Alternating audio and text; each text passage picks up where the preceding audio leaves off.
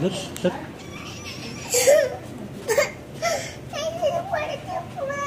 We're gonna go see where they baptize people. Do you want to go see that? Okay. Let's go see where the baptism of water. This is where we have our, that's the release item, is where we have our district meetings in there. What room is this? The release society room? Yeah, that is.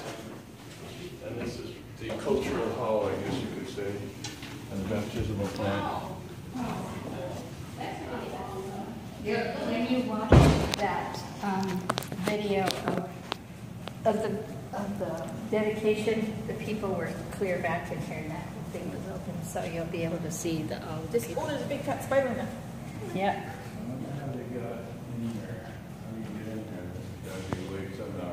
The centipede. Oh yeah. Ooh. Look at that big fat thing in the corner. So before they baptize anybody, they get the bugs out, right? Oh yeah. He actually lives over in Montrose. He's called to be the Presbyterian. The Sorensons? Yeah.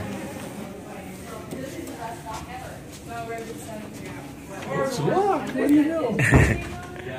Wow. This is really neat. Uh-huh.